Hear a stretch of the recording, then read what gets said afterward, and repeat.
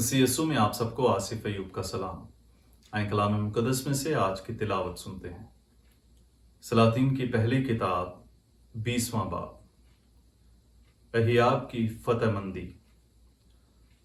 और अराम के बादशाह बिन हदद ने अपना सारा लश्कर जमा किया और उसके साथ 32 बादशाह और घोड़े और गाड़ियां थीं। और उसने इसराइल के बादशाह अहियाब के पास शहर में कासिद भेजे और उससे कहा कि बिन हदद यूं कहता है कि तेरी चांदी और तेरा सोना मेरा ही है और तेरी बीवियां और तेरे खूबसूरत बेटे भी मेरे ही हैं। तो इसराइल के बादशाह ने जवाब दिया और कहा, ऐ मेरे आका बादशाह, जैसा तूने कहा है, मैं और सब कुछ जो मेरा है तेरा ही है। फिर कासिद वापस आए और कहा कि बिन हदद ने, जिसने हमें तेरे पास भेजा है, यूं कहा है कि तेरी चांदी और तेरा सोना और तेरी बीवियां और तेरे बेटे मेरे हैं। तू उन्हें मेरे हवाले कर और मैं कल इसी घड़ी अपने नौकरों को तेरे पास भेजूंगा ताकि वो तेरे घर की और तेरे खादमों के घरों की तलाशी कर लें और हर एक चीज जो तेरी आंखों में मरगूब है उसे वो अपने हाथ में लेंगे और ले जाएंगे। तब इसराइल के बादशाह ने मुल्क के तमाम बुजुर्गों को बुलाया और उनसे कहा, तुम जान लो और देखो कि ये आदमी फसाद करना चाहता है कि उसने मेरी बीवियों और मेरे बेटों और मेरी चांदी और मेरे सोने के लिए मेरे पास आदमी भेजे, तो मैंने उससे इनकार ना किया। तब सब बुजुर्गों और तमाम लोगों ने उससे कहा कि तू मत सुन और मत मान। तो उसने बिन हदद के कासिदों से कहा कि तुम मेरे मालिक बादशाह से बोलो कि जो कुछ तूने अपने बंदे से पहले भेज कर मांगा मैं करूंगा, लेकिन इस अमर की मुझ में ताकत नहीं। तब कासिद रवाना हुए और जवाब पहुंचाया। तो वो फिर आए कि बिन हदद कहता है, माबूद मुझसे ऐसा ही करें और इससे ज्यादा करें अगर सामरा की मिट्टी उन लोगों की मुट्ठियों के लिए जो मेरे पीछे आएंगे काफी हो। तो इसराइल के बादशाह ने जवाब देकर कहा, तुम उससे कहो कि जो कमर बंद बांधता है वो उसकी तरह शेखी ना मारे जो अपना कमर बंद खोलता है। जब उसने ये बात सुनी उस वक्त वो बादशाहों के साथ खैमों में मैनोशी कर रहा था। तो उसने अपने मुलाजमों से कहा कि मुहासरा करो। सो उन्होंने शहर का मुहासरा किया और देखो, एक नबी ने इसराइल के बादशाह अहियाब के पास आकर कहा, खुदावंद यूं फरमाता है, क्या तूने ये अजीम गिरोह देखा?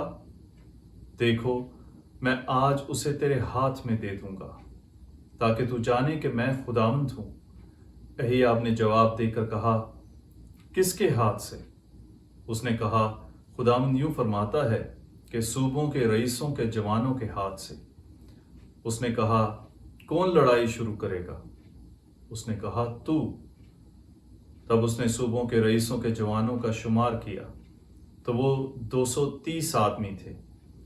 और उनके बाद उसने सब लोगों यानी तमाम बनी इसराइल का शुमार किया जो 7,000 थे। और वो दोपहर के वक्त बाहर निकले और बिन हदद और 32 बादशाह जो उसके मददगार थे खैमों में शराब पीकर नशे में थे।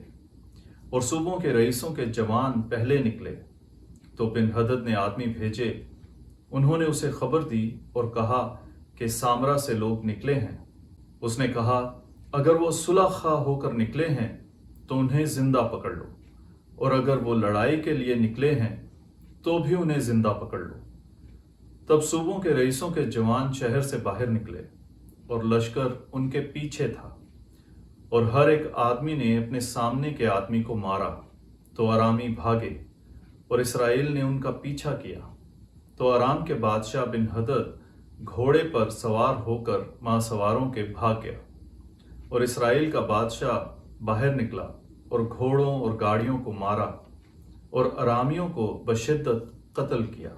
तब एक नबी ने इसराइल के बादशाह के पास आकर कहा, रवाना हो और अपने आप को मजबूत कर और सोच और देख कि तू क्या करता है, क्योंकि बरस के फिरते वक्त आराम का बादशाह फिर तुझ पर चढ़ाई करेगा।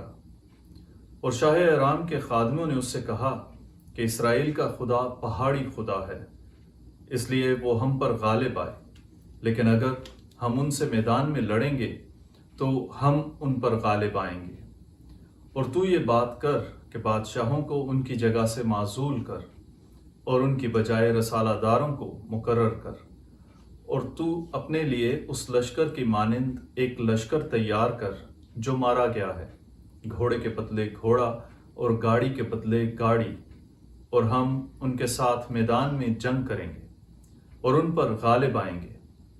तो उसने उनकी बात सुनी और ऐसा ही किया। तब साल के फिरते वक्त बिन हदद ने अरामियों का शुमार किया और इसराइल से जंग करने के लिए अफीक पर चढ़ाई कर दी। और बनी इसराइल का शुमार किया गया, उन्हें खुराक दी गई और वो उनका सामना करने को गए। और बनी इसराइल बकरियों के 2 छोटे छोटे झुंडों की तरह उनके मुकाबिल में खैमाजन हुए, जबकि मुल्क अरामियों से भर गया था। तब एक मर्द खुदा ने आकर इसराइल के बादशाह से कलाम किया और कहा, खुदावंद यूं फरमाता है, चूंकि अरामियों ने कहा है कि खुदावंद पहाड़ी खुदा है और वो वादियों का खुदा नहीं, इसलिए मैं इस सारे भारी गिरोह को तेरे हाथ में दे दूंगा, ताकि तुम जानो कि मैं खुदावंद हूं। सो ये उनके मुकाबिल 7 दिन तक खैमाजन रहे। जब 7वां दिन हुआ तो आमने सामने लड़ाई लगी और बनी इसराइल ने अरामियों में से एक दिन में 1 लाख प्यादे कत्ल कर दिए और बाकी मांदा अफीक के शहर को भाग गए। और वहां 27,000 आदमियों पर जो बाकी रहे थे दीवार गिर पड़ी और बिन हदद भागा और शहर के अंदर दर बदर छुपने के लिए भागता फिरता था।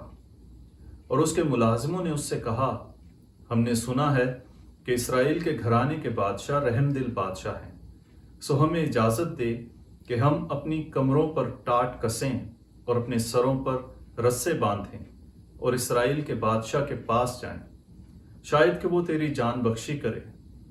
तब उन्होंने टाट अपनी कमरों पर कसे और सरों पर रस्से बांधे और इसराइल के बादशाह के पास आए और कहा, तेरा खादिम बिन हदद कहता है, मैं तुझसे इल्तिजा करता हूं कि मेरी जान बख्शी कर। तो उसने कहा, क्या वो अभी तक जिंदा है? वो तो मेरा भाई है।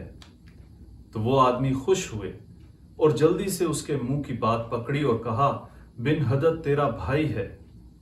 तो उसने कहा, जाओ उसे ले आओ। तो बिन हदद उसके पास आया और उसने उसे अपनी गाड़ी में चढ़ाया और उससे कहा कि वो शहर जो मेरे बाप ने तेरे बाप से ले लिए मैं तुझे वापस देता हूं और तू अपने लिए दमिश्क में बाजार बनवा, जैसा कि मेरे बाप ने सामरा में किया। उसने कहा, इसी अहद पर मैं तुझे रवाना करूंगा। सो उसने उससे अहद किया और उसे जाने दिया। और अंबियाजादों में से एक आदमी ने खुदाम के हुक्म से अपने साथी से कहा कि मुझे मार। तो उस आदमी ने मारने से इनकार किया। तब उसने उससे कहा, क्योंकि तूने खुदावंद का हुक्म ना माना, सो जो ही तू मेरे पास से रवाना होगा तो एक शेर तुझे मार डालेगा। सो जो ही वो उसके पास से रवाना हुआ, उसे एक शेर मिला जिसने उसे मार डाला। फिर वो एक और आदमी को मिला और उससे कहा कि मुझे मार। तो उस आदमी ने उसे मार मारी और उसे जख्मी किया। तब वो नबी चला गया और राह में बादशाह के लिए ठहरा और अपनी आंखों पर पट्टी बांधकर शक्ल बदली।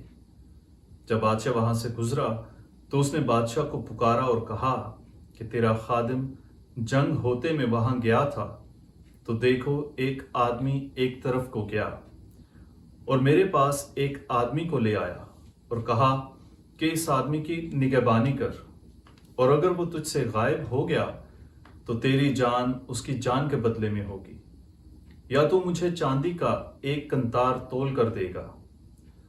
और जिस वक्त तेरा खादिम इधर उधर मशगूल था तो वो आदमी गुम हो गया اسرائیل کے بادشاہ نے اس سے کہا، تجھ پر یہی حکم ہے جو تو نے آپ فیصلہ کیا۔ تب اس نے جلدی سے اپنی آنکھوں پر سے پٹی ہٹائی تو اسرائیل کے بادشاہ نے اسے پہچانا کہ وہ نبیوں میں سے ایک ہے۔ تب نبی نے اس سے کہا، خداوند یوں فرماتا ہے، چونکہ تو نے اپنے ہاتھ سے ایک آدمی کو جانے دیا جسے میں نے واجب القتل ٹھہرایا تھا، تو تیری جان اس کی جان کے بدلے میں ہوگی اور تیرے لوگ اس کے لوگوں کے بدلے میں۔ تب اسرائیل کا بادشاہ غمگین اور ناخوش ہو کر اپنے گھر کو پھرا اور سامرا میں آیا۔ پاک کلام کے پڑھے اور سنے جانے پر خدا ان کی برکت ہو۔ خدا کا شکر ہو، آمین۔